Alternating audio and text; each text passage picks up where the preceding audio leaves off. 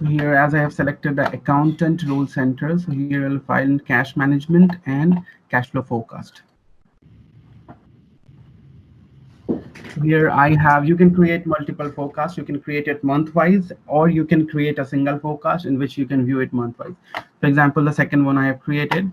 So again, it's very simple. You have to just click on new, define a code and a description here. So for example, I'm just defining it test and test description. I'll show you for the previous one.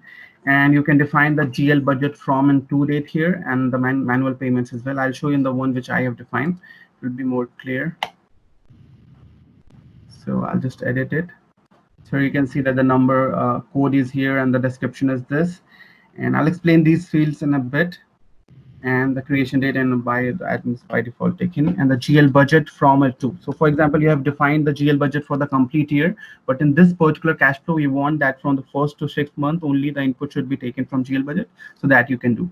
Similarly, you have defined the manual payments and manual expenses, so that you want to take only for a particular period, so you have to define it here.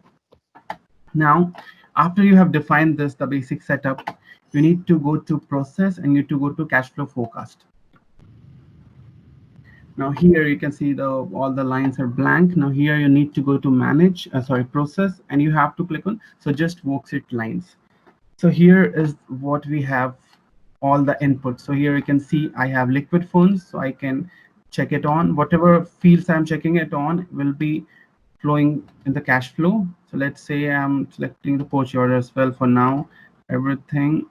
And the GL budget is, we have defined this GL budget right now. So I've selected this GL budget as well. So here, if you have multiple budgets, so whatever budget you can say. And the jobs I'm not selecting, I'm selecting the taxes as well. And the Azure AI I'm not selecting. So here it is not necessary to select all the fields. If you want to keep the liquid funds off, you can. Now, after you have selected fields which you need, you have to click on OK. And then it will suggest you, sorry.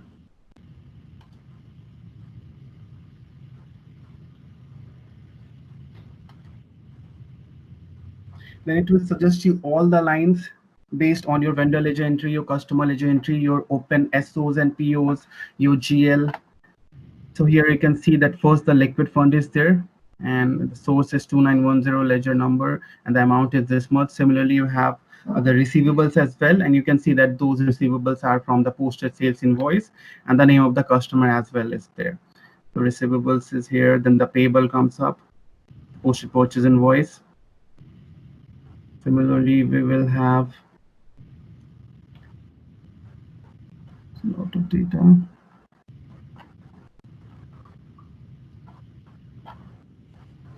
Yeah, now the purchase orders as well. So the purchase order acts as payable when the potential payables. So those are marked in negative, and the sales order as receivables. So those are marked in positive. And then the GL budget input, which we have created just now, you can see. The GL budget input are also there, and the taxes from the GST entries and the sales order. Now, if you want to verify it, then instead of generating all these data, you can generate segment-wise. Let's say if you want to verify for the payable first, then you can just keep that on, and you can verify it, then generate for the second one. And after you have verified all this data as correct, then you have to register it. But I'll show you, for example, if you want to see that what is this posted sales invoice, you want to see the document from here, then you can go to process and you can go to show.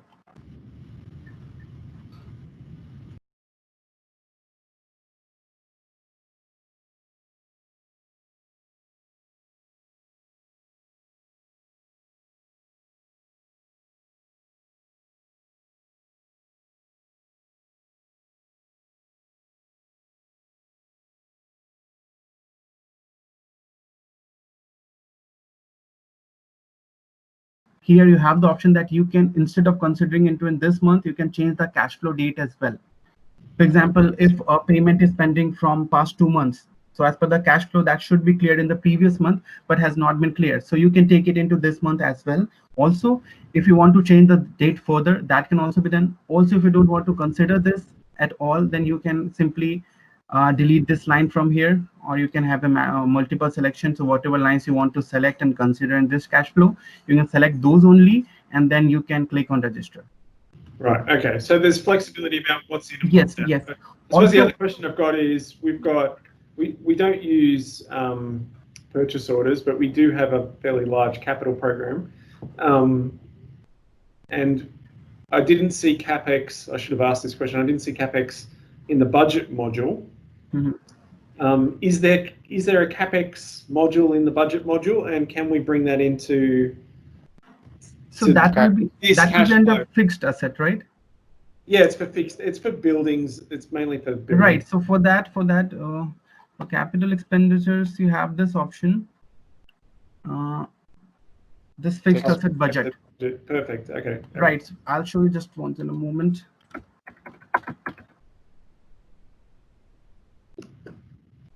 Here, just for the purpose of this demo, I have defined two. For example, laptop for purchase. So similarly, you can define it as a budgeted asset for the capital expenditures. So here you have to just click on, you have to specify that this is a budgeted asset here.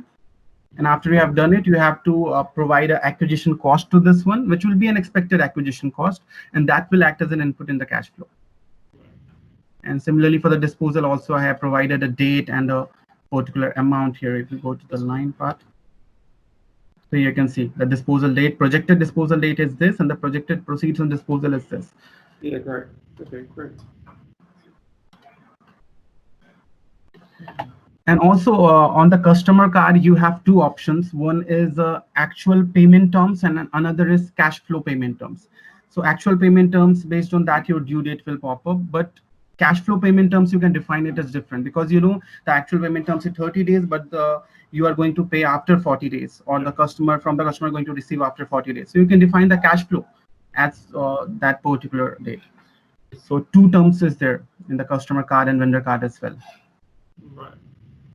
Okay, and after you have selected all these things, let's say I'm going to register, and also you have the option to view whatever document you want from here. You have to just click on this, and you have to go to process and click on show. So it will pop up the whole document. You can even see what are the items in there. Now, after you have question, when we create a vendor on the system, so we can define two payment terms. One is payment terms, one is the actual payment terms, and another is the cash flow payment terms. So if you haven't defined the cash flow payment terms, then by default the actual payment terms will be in place, and based on that the cash flow date will be applicable. That's pretty good. That's a good feature. Okay, now let's say I have just verified all these and I want to now register it. So after verifying the entries here, if you register it, then it will go into your chart for cash of accounts. So likewise, we have chart of accounts. Similarly, we have chart of cash flow accounts as well. So this is regarding the setup part. Okay, so I'll go to process, and I'll just click on register.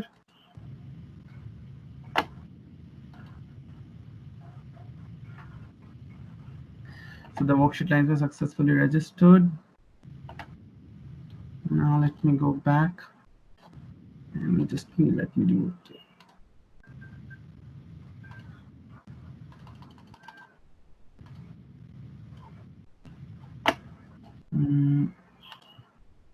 You have to go back once. It takes a while to refresh. Yeah, here it is refreshed. You can see. So this is the fact box we have. So all the liquid funds, receivables, sales order, fixed asset budget we have defined, the GL budget input as well, the tax, hence the liquid fund at last, the 3620, which is 259,617.43. Even if you want to drill down on any of these, you can click, and you can get that what were the transactions in that. Yeah. Receivables. So one question I've got is, right, one of the things that we'll be working to do is refine, get our forecasts better and better and better. Is there any way you can look at the forecast that we did last month for cash flow this month and see where the differences are?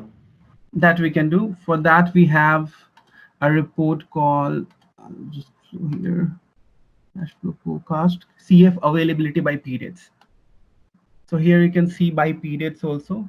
So for whatever, for example, if you have defined it weekly, you have defined it monthly, here you can see the week also is there, the month is already there. So here you can go to focus mode here, and you can clearly see that based on whatever I have defined. So here you'll get this kind of view. So I have defined it month-wise, so month-wise view is applicable. And the whole amount will be there. And here we have the two options of looking at it as the net change or at the balance at date. So if I keep on net change, so the previous entries will not add up and show into the next. It will show just the net change. Okay, and so this is cash flow availability by periods. And similarly, what I've shown you in the PPT, you have this cash flow date list report as well. So from date, you have the from date. So let's say January.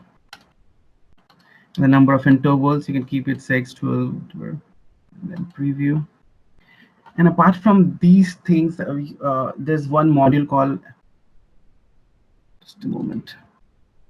Okay, so here, for example, you can see that we have defined for the 6 months. So that's why this is here.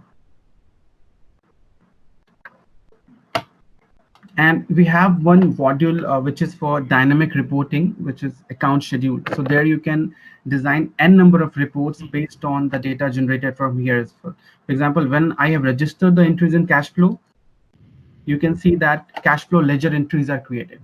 So based on that cash flow ledger entries, you can create multiple type of reports from the account schedule reporting part as well.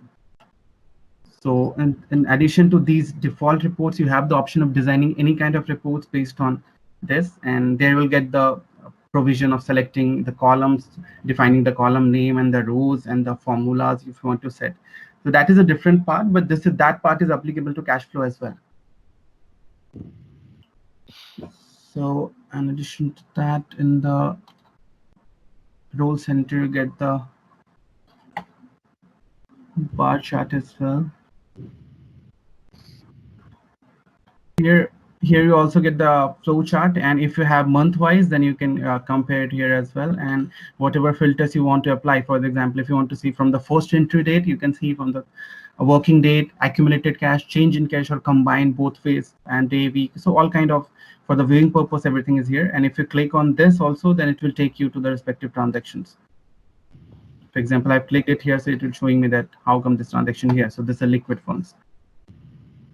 This is completely dynamic, and you have the options of putting it, switching it on and off based on these small dots. So okay, so this is pretty much in the cash flow module.